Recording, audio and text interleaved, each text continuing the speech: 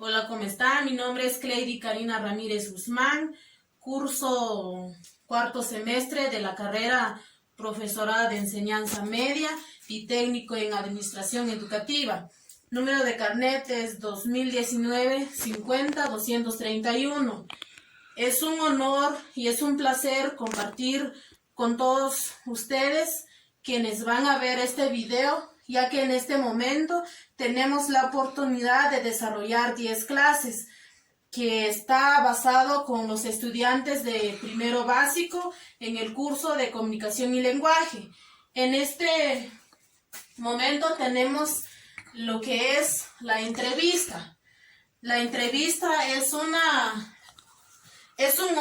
hecho que consiste en entrevistar, en dialogar a una persona o más personas, ya que la entrevista se divide en dos partes, donde está la entrevista noticiosa o de información. ¿Qué quiere decir la entrevista noticiosa? Es donde él o ella va a entrevistar a alguien por parte de una información, por parte de una noticia. A eso se refiere. También tenemos lo que es la entrevista de opinión. La entrevista de opinión, podríamos decir, ¿en qué se enfoca eso? Se enfoca donde se juntan, se fundamenta lo que sí se viva, los comentarios. Y tenemos lo que es la entrevista de semblanza. ¿A qué se refiere la entrevista de semblanza? La entrevista de semblanza se refiere donde el entrevistador verifique o ve cómo es el carácter de la persona, si llena bien los requisitos, si tiene un buen carácter para poder desenvolver en el trabajo donde se quiere llegar. Y a través de eso tenemos lo que son las fases de la entrevista. La entrevista tiene 4 fases, donde está lo que es la preparación, donde él o ella debe de prepararse bien para que así poder llegar a entrevistar. Y tenemos lo que es la redacción, a ver si llena los requisitos, si puede redactar tal cosa, si redacta tal conducta, si redacta tal opinión o tal requisito que uno requiere adquirirlos. También tenemos lo que es la realización. La realización se basa donde podemos realizar, donde podemos enfocar lo que es la conducta que se ha calificado durante el proceso de la entrevista. Entonces ahí el entrevistador debe de evaluar bien, evaluar lo que es la conducta de la persona que puede ocupar el puesto o algo que puede hacer. Y ya que la entrevista es algo muy importante, si nos enfocamos en la educación, vayamos en la educación, en las escuelas, ¿qué debemos de hacer ahí? Tanto hemos platicado sobre la formación. ¿Cómo podríamos tener la formación? ¿Cómo podríamos ser un aprendizaje significativo? Deberíamos de utilizar lo que es la entrevista. El director o los consejos, la junta directiva que maneja el instituto o esa institución debe de utilizar lo que es la entrevista. Debe entrevistar si realmente el docente posee las capacidades, las destrezas que los estudiantes deben tener. Entonces la entrevista es muy importante utilizar en la vida cotidiana, en la vida familiar, en la vida social, especialmente en el proceso de formación. Nos enfocamos en la educación. A base de eso tenemos lo que es examen de datos. Ya realizamos lo que son las fases de entrevista. ¿Qué podemos hacer más? Podemos examinar de datos si realmente la persona que ya ha clasificado, que esa persona que ya está clasificado a ejercer ese trabajo, ese puesto, si realmente rellena, si realmente posee lo que uno requiere tener, si realmente tiene los exámenes de datos, si realmente los tiene todo. Entonces, ya podíamos asignar o dar ese puesto. Entonces, es muy importante la entrevista. La entrevista es muy importante utilizarlo. Bueno, también aquí tenemos otro contenido, ya que aquí los contenidos van a ser así secuentes, no van a ser así uno por uno. Aquí vamos a ver lo que es normas de convivencia. Les preguntaría yo a ustedes, ¿qué son normas de convivencia? Las normas de convivencia estamos utilizando todos los días. Ahí estamos utilizando. Si aquí nos dice, está bien claro, las normas de convivencia nos dice que es un conjunto de reglas donde está establecido en un grupo de personas, en un grupo social, en la familia, en la escuela, en el trabajo. Ahí se practican las normas de convivencia. Y sí, es muy importante practicarlos, ya que podemos utilizar las normas de convivencia en el trabajo. ¿Cómo podemos utilizar las normas de convivencia? ¿En qué forma nos podemos ver las normas de convivencia en un trabajo? Para ustedes, ¿cómo podemos ver las normas de convivencia? Las normas de convivencia podemos ver en la conducta de la persona que trabaja. ¿Cómo demuestra su respeto? ¿Cómo respeta él o ella a la persona, a sus demás prójimos? También las normas de convivencia se enfocan en la familia, se ve en la familia, si el niño respeta a su papá, si hay una comunicación de los padres hacia los niños, si el papá hace un diálogo, dialoga con su mujer, con sus hijos, ahí está demostrando lo que son las normas de convivencia. Si los niños en la hora de que están sentados, están comiendo algo, si esos niños respetan, así como decían nuestros abuelos, la comida tiene respeto. Si los niños realmente respetan, cuando ustedes se sientan, coman, ¿cómo demuestran ustedes las normas de convivencia? Quizás a través de comer bien, de no llenar bien la boca, porque hay algunos llenan bien la boca y ya ni pueden hablar. Entonces es una mala conducta, no es una norma de convivencia. Entonces, y aquí nos podemos ver las normas de convivencia en la escuela. Así como le decía, si el niño, a ese niño o a ese joven, a esa señorita, le inculcaron los valores desde el principio, desde la fase de que fue engendrada, esa persona va a tener buenas normas en donde quiera que esté, no importa dónde, ya sea en los autos o o en unas ferias, si ese jovencito tiene buenas normas, si a él o a ella han inculcado valores, principios, ese muchacho va a tener buenas normas. Va a demostrar lo que son las normas que tiene en su familia, va a traer, así como decía un filósofo, decía, la primera escuela, la primera educación de los jóvenes es en la familia. Ahora, ¿qué hace la escuela?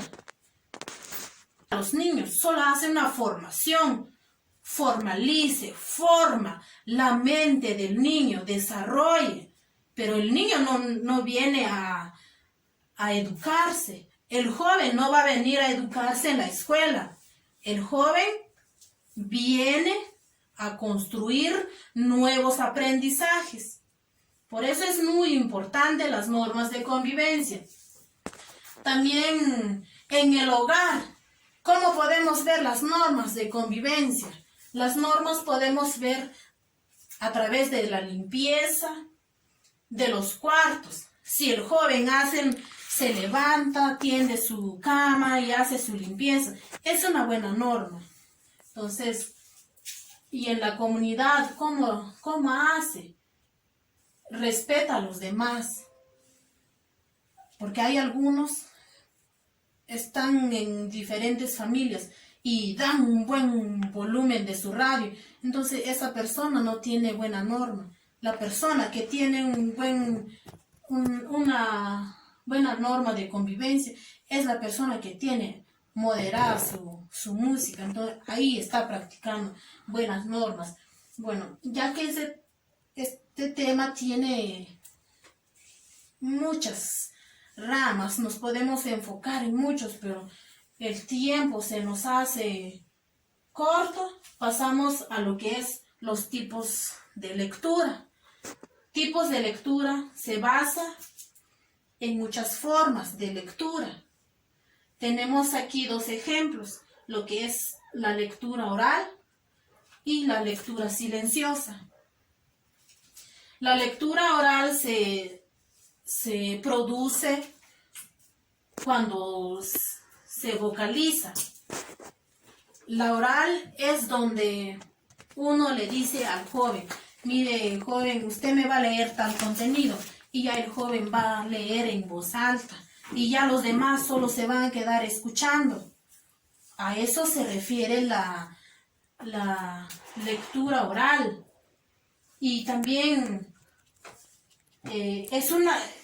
son las capacidades que posee el joven o la señorita, capacidades cognitivas o intelectuales.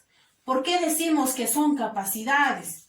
Decimos que son capacidades porque él o ella que está leyendo el texto o la narración o cualquiera.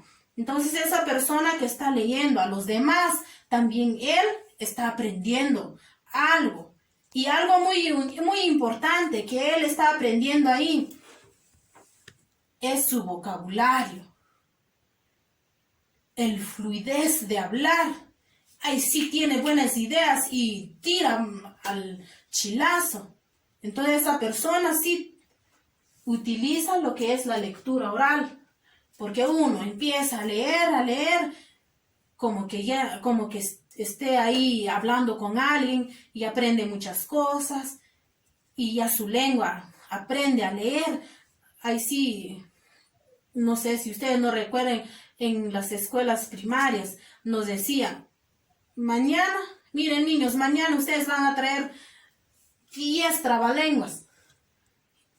Y a veces me ponía yo a pensar, pues, ¿y eso por qué nos dejan las trabalenguas? Decía yo, pero ya a la vez, ahorita que yo ya estoy grande, que la vida me ha crecido, entonces digo yo, sí, razón tenía mi maestra, digo yo, porque a través de las trabalenguas, ¿qué aprende uno?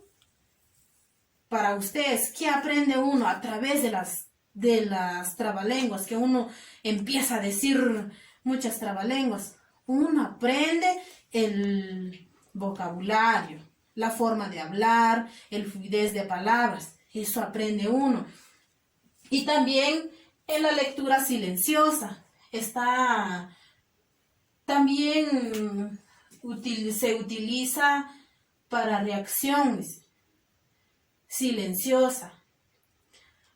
Es una forma donde uno se concentre más, porque uno no está poniendo atención a otra persona, o qué dirá esa persona contra mí, no sé si leo yo bien o algo. No, uno se centraliza en el contenido que está leyendo. Entonces, también es importante la lectura silenciosa. Es muy importante en la vida, siempre y cuando el joven o la señorita llega a tener buenas conclusiones de lo que está leyendo. También ahí utiliza lo que es la capacidad cognitiva y la inteligencia e intelectuales. Bueno, también aquí vamos a pasar en el otro contenido, donde es el hábito lector. También es muy importante el hábito lector, porque es ahí donde cada estudiante, donde cada joven, señorita, tiene la forma de leer. Si yo los pregunto a cada uno de los estudiantes, pregunto, cada uno tiene su forma en cómo puede leer. Hay algunos que leen así con música y hay otros que más les gusta leer sin música, sin ruidos. Y hay otros que más les gusta leer acostados encima de sus camas o saliendo a leer en el bosque o debajo de un pino o debajo de un árbol, donde los puede concentrar en aprender más, ya que el hábito lector tiene sus conceptos, donde podemos ver frecuentemente en materiales, donde podemos ver el estudio, la información, el entendimiento. Eso ahí donde tenemos el concepto de estudio. ¿Para qué está estudiando? El concepto de entendimiento. ¿Por qué lo estoy haciendo? ¿O por qué lo hago? Entonces el estudiante, el joven, debe de entender el por qué. También tenemos los factores. Tenemos de hábito lector, donde influye, donde tenemos lo que es la comunicación, la motivación. El estudiante debe tener lo que es la motivación. Ay, sí, voy a tener un reto. Yo voy a estudiar y sí voy a aprender algo. El estudiante va a ser motivado, va a tener lo que es la motivación. También la comunicación. Va a tener una comunicación entre sí mismo. Y también tenemos lo que son los ambientes. Los ambientes que son, ahí está la escuela, el hogar, la biblioteca, la familia, el docente. ¿Por qué decimos que son ambientes? Decimos que son ambientes porque el estudiante aprende nuevas cosas, aprende nuevos conocimientos en la escuela, en el hogar, con los amigos, preferiblemente en una biblioteca. Si el estudiante, ay, yo no entiendo tal palabra, ¿qué hago? Agarro un diccionario, un libro, voy a investigar qué dice o a qué se refiere. Entonces, por eso es un ambiente. También tenemos lo que es el docente, ya que el docente posee el rol de expresar, de corregir al estudiante, mire, joven, esto no está bien, así se va a hacer. Entonces, por eso el docente es el que influye en los nuevos conocimientos. También en el hogar. En el hogar, ¿quiénes están ahí? La familia, el papá, la mamá, el tío, el abuelo. Y ahí aprendemos muchas cosas del ámbito del lector.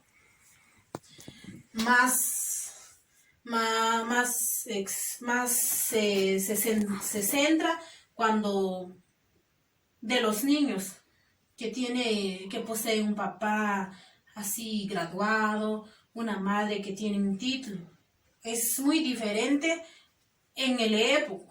Por ejemplo, cuando yo estudié, yo no puedo preguntar algo a mi mamá, porque mi mamá no va a entender, pero ya ahorita es muy diferente. Ya nos hemos actualizado, tenemos una actualización diferente. Entonces, así está. También aquí vamos a basar lo que es la redacción del texto. La redacción del texto también es muy importante en la vida de un estudiante, donde el estudiante va a redactar. Uno debe de practicar para poder redactar un texto así propiamente y no copiado así literalmente. Pero decía alguien, la tecnología ha venido a destruir a los estudiantes, decía alguien. Pero si nos ponemos a pensar, tal vez no. El estudiante se ha quedado muy conformista porque se queda con la información. Ya el estudiante ya no utiliza lo que es la capacidad, lo que son las competencias que posee él o ella, ya no los desarrolla. Porque él solo va al internet, yo voy a buscar esto. Y sí, así lo hacemos. Pero antes, cuando yo estudié, esas tecnologías no había, era muy diferente. Te preguntaban a ti, ¿qué es una familia? ¿Qué concepto trae la familia?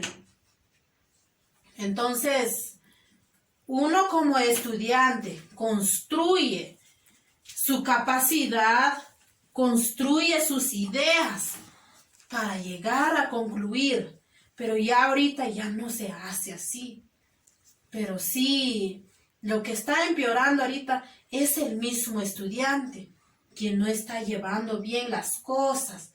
Pero sí, que sí sepamos a utilizar lo que son las tecnologías, nos está ayudando mucho, ya que la redacción nos sirve para recopilar, para un pensamiento e ideas, donde el estudiante debe de pensar y tener nuevas ideas, y no copiar ideas de otros autores, sino que sean ideas propias.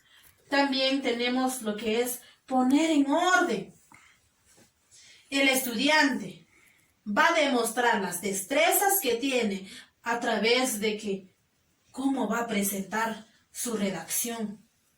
¿Cómo hizo su redacción de texto? ¿Será que tiene orden? ¿Será que pone sus ideas centrales? Eso es lo que uno debe de tener, expresar por escrito. El joven, la señorita, va a expresar a través de sus opiniones, a través de sus nuevas ideas. También tenemos las características de la redacción del texto, donde está la precisión. Es una característica de redacción de texto. Y está lo que es la claridad. La precisión es un uso de palabras exactas. Si el estudiante utiliza exactamente sus ideas principales, sus ideas que sí se enfocan en la redacción del texto, si son propiamente de él, Entonces, uno como estudiante tiene que aprender a construir sus ideas. También decía yo que ahí transmitimos lo que se quiere decir. El estudiante transmite lo que dice. El estudiante escriba lo que entiende. Decía yo, siempre digo yo, lo que yo expreso es lo que yo siento. Eso digo yo siempre. Y sí, es verdad. Lo que uno va a escribir es lo que uno piensa. Aquí tenemos la claridad donde uno debe de tener una lectura que se entiende, una lectura que sí está bien enfocada. Y para eso uno está estudiando, para redactar textos, así propiamente. Y un lenguaje sencillo. Y sí se ve el lenguaje sencillo. Nos comparamos con el internet. Nosotros no vamos a tener la misma idea que ellos. Entonces, así está. Aquí tenemos lo que es sílabas tónicas. ¿Qué son las sílabas tónicas? Es la acentuación de palabras, pero también uno debe de entender si realmente lleva lo que es la tilde o el acento, donde aquí tenemos acentuación con tilde. Tenemos aquí los ejemplos, donde está la exclusión, la subordinación, tenemos también el pájaro, también está el murciélago. Ahí estamos utilizando lo que es la tilde, pero estamos hablando sobre sílabas tónicas. ¿Qué son las sílabas tónicas? Son las palabras que sí, como que son acentuadas, pero no lo son. Aquí tenemos unos ejemplos, lo que es la amistad. Si leemos bien, si vayamos a leer bien la palabra amistad, ¿será que lleva el acento? ¿Será que está tildado?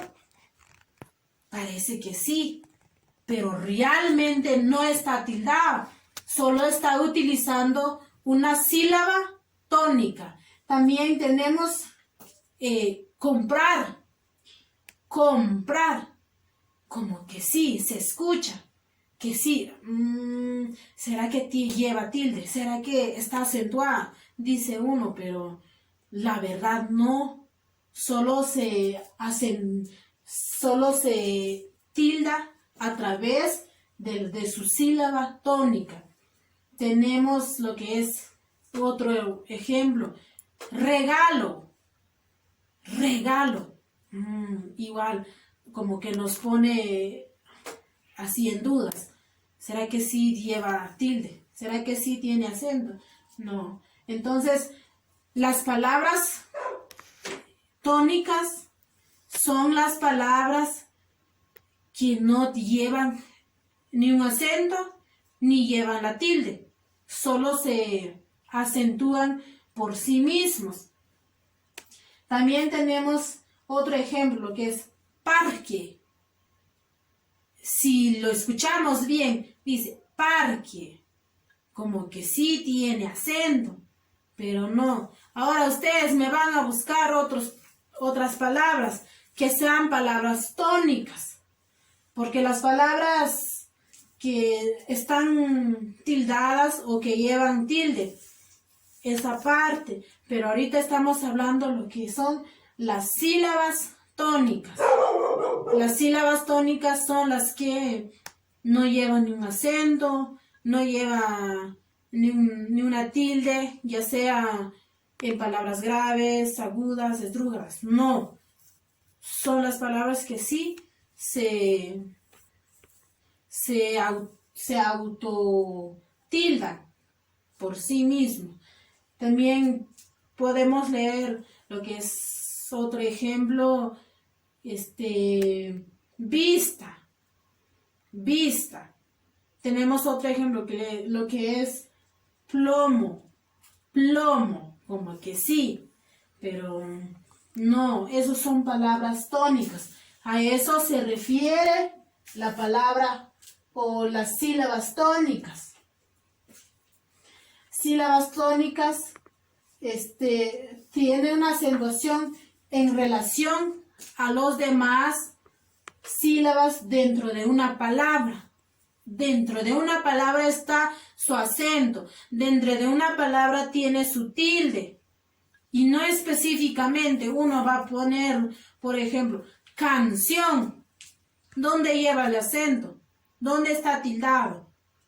Y sí, la palabra canción está tildada. Vayamos a escribirlo. Canción. ¿Dónde podemos ver la tilde? Canción en O. Está tildada.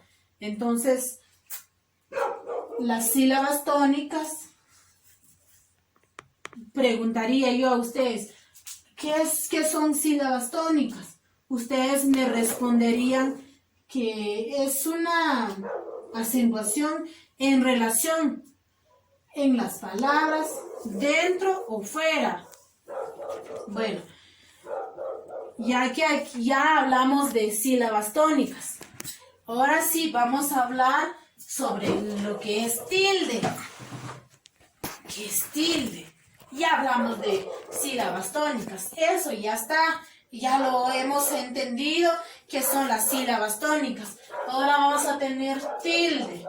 Ahí sí, tildes están clasificadas, donde podemos ver lo que son las palabras agudas, las palabras graves, esdrújulas. Llamamos palabras agudas, donde se ve la acentuación a la última sílaba, o frecuentemente llevan tilde si terminan en las letras N, S o vocal. Entonces uno debe de preguntar, ¿será que esta palabra tiene tilde? ¿Será que esta palabra está acentuada?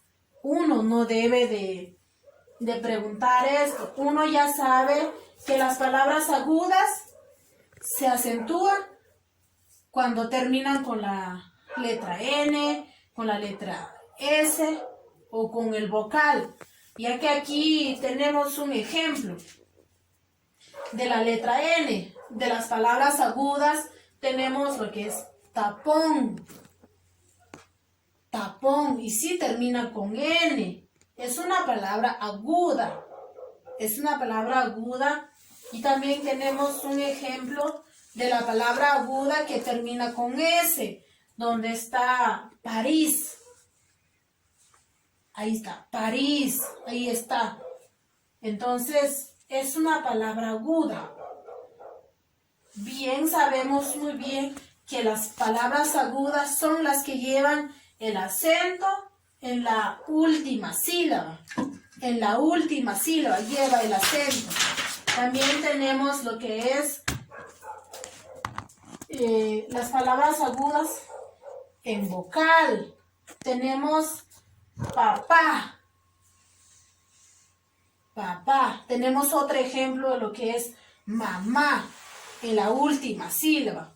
Ahí está el ejemplo de la palabra aguda. También en las palabras graves se acentúa en sílabas que llevan tilde si no terminan en las letras N, S, vocal. Son las mismas letras, solo que aquí en las palabras graves son las que no se terminan.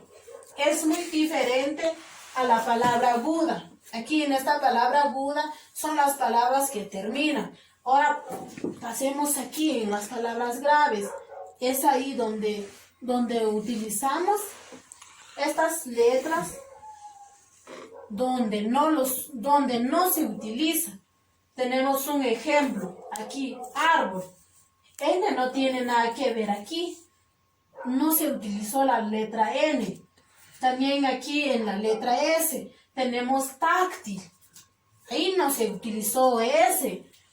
También tenemos lo que es la vocal. Tenemos el ejemplo de alcanzar. Alcanzar, ahí no estamos utilizando ni un vocal.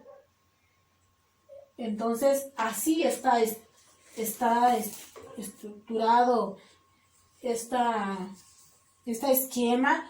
Y tenemos lo que es la palabra esdrújula. ¿Qué son las palabras esdrújulas? Ustedes lo han escuchado, lo han ejercitado, han hecho una vez, más es en la primaria. Se utilizan, los maestros nos dicen, miren mis niños, ustedes me van a hacer un listado de palabras esdrújulas. Y uno como niño se queda ahí sí, muy pensativo, no sé si voy a hacer, qué son palabras esas, qué voy a agregar, dice uno. Pero las esdrújulas es la que lleva la tilde a todas las letras, no importa, ya sea en aguda, en otras palabras. Aquí tenemos un ejemplo, lágrima. Lágrima, ese es el ejemplo de las palabras esdrújulas. Bueno, también vamos a pasar en lo que es o lo que son las palabras antónimas. ¿Qué son las palabras antónimas? Son las palabras o son los que describen palabras que expresan ideas, opuestos o contrarios en relación a un término. Para ustedes, ¿qué son las palabras antónimas? Ya dije que son palabras opuestos o son ideas contrarias. Ustedes me pueden decir un ejemplo de las palabras. Entonces, aquí tenemos un ejemplo de palabras antónimas. Ahí está lo que es bonito. ¿Cuál es lo contrario de la palabra bonito?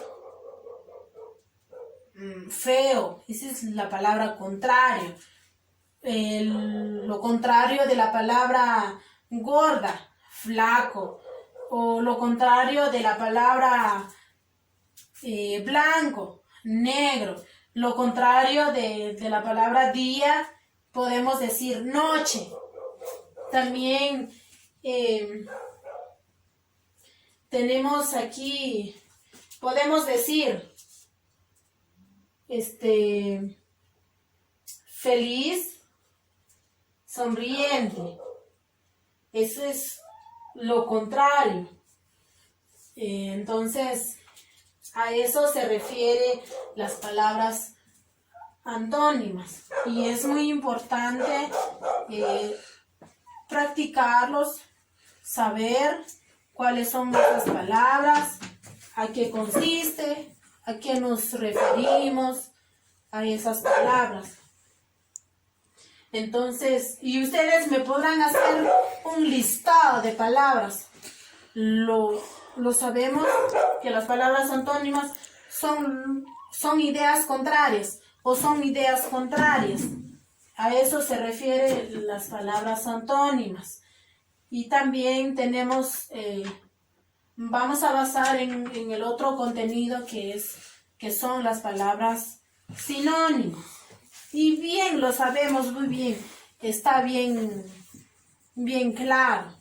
Las palabras sinónimas es una relación semántica de identidad que determina expresiones o palabras o que identifica o la identidad de semejanza o de significados. Podemos decir ¿Qué son palabras sinónimas? Es algo que decimos, por ejemplo, feliz.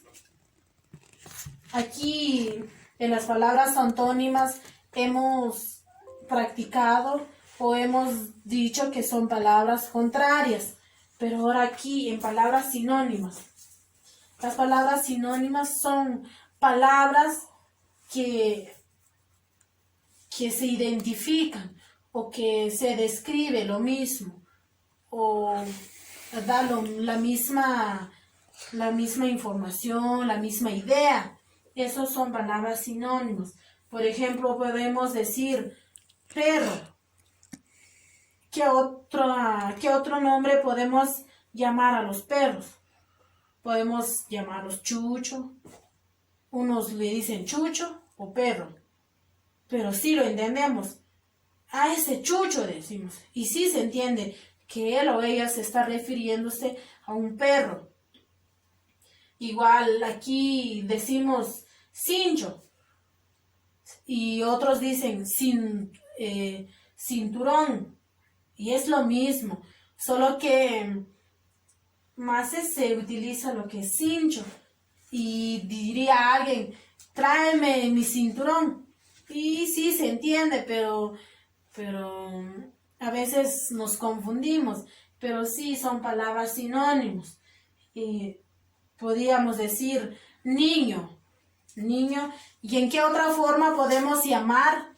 ¿En qué otra forma podemos identificar a un niño? A ustedes, ¿cómo podrían llamar a un niño? Podríamos decir chamaco. Y sí se entiende. Mire ese chamaco, dice alguien. ¿Y a qué se está refiriéndose? A un niño. Solo que es en otra palabra. Podríamos decir fósforo. Y alguien de ustedes me puede decir si cerillo. Y sí se entiende. Él me dice fósforo y ella me dice cerillo. Es igual, son los mismos. También tenemos que es rostro. Mire, mi rostro, decimos. Ah, mi cara, dice alguien. Pero sí es lo mismo. Son palabras sinónimos y que hemos aprendido, que hemos hecho en el transcurso de nuestra formación, tanto en la formación personal y más se han utilizado lo que son estos contenidos con los de primaria, pero ustedes porque son primeros ingresos, entonces por eso se le da otra recordatoria, porque en las primarias se han platicado mucho de eso. Bueno, también tenemos como último contenido que tenemos aquí para poder desarrollar con ustedes es lo que es el cuento. Pasamos a lo que es el cuento. ¿Qué es el cuento? Y sí, y el cuento es algo que se ha practicado con los niños, más es con los niños, porque el niño o la niña va a expresar muchas cosas, va a decir muchas cosas, imagina, desarrolla sus habilidades, dice muchas cosas. Y hay niños que son bien curiosos, hay niños que sí les gusta el cuento, ya que aquí nos dice que el cuento se trata de relatos. El cuento se concibe por la escritura. El cuento se transmite de generación a generación. Entonces el cuento es muy importante. El cuento es muy importante de que el joven, la señorita, hace su cuento. Y aquí en nuestra actualidad se ha fortalecido lo que es el cuento infantil. ¿Por qué dicen algunos cuento infantil? Porque a los niños les encanta de que la maestra o el maestro empieza a contar un cuento. El niño va a escuchar, pero igual el niño va a redactar, el niño está redactando nuevas experiencias, el niño anda ahí haciendo su construcción de ideas. También el cuento se puede hacer en familia. El cuento se basa dependiendo de que el padre o la madre cuenta cuentos con sus hijos, hace sus destrezas, practica lo que es la capacidad del niño o de él. Entonces es ahí donde uno hace lo que es el cuento. También en los niños, si una madre empieza a contar un cuento, ahorita que se están haciendo la importancia de las tecnologías, que empieza uno a descargar cuentos y se muestra a los niños les gustan. O la madre empieza a contar un cuento, canta, y el niño le dice uno, bueno, aquí voy a cantar un canto, pero igual ustedes me van a hacer un cuento a través del canto. Entonces, el cuento es muy importante, y ya que el cuento es una generación en generación, ahí el niño, a través de un cuento, el niño va a desarrollar las capacidades, va a desarrollar las destrezas, el joven desarrolla la capacidad, el joven logra las competencias que trae por dentro y lo que ha aprendido en su proceso de formación. Eso es lo que quiere el cuento con los jóvenes, con las señoritas. Bueno, así hemos compartido estos contenidos y espero que les guste, que los comparte, ya que es muy importante estos contenidos. Y en conclusión, diría de que las normas de convivencia es muy importante en la vida cotidiana, en la vida social, practicando la limpieza en el hogar. También lo que son las palabras sinónimas, ya que son palabras que se expresan por sí mismo y se entienden igual.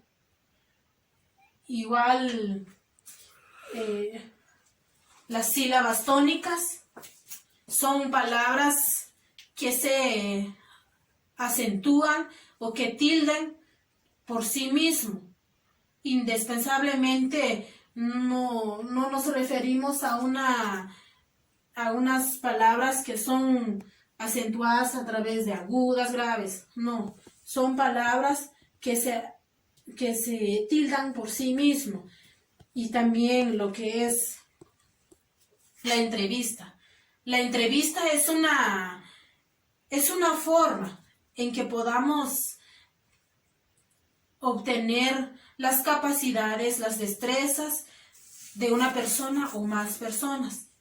Entonces, gracias por su atención y espero que les haya gustado estos contenidos y que Dios nos bendiga. Y así como decía nuestro presidente, quedémonos en casa, cuidémonos, utilicemos bien las mascarillas, lavemos bien las manos, hagamos los protocolos que siempre nos han informado a través de los centros de salud.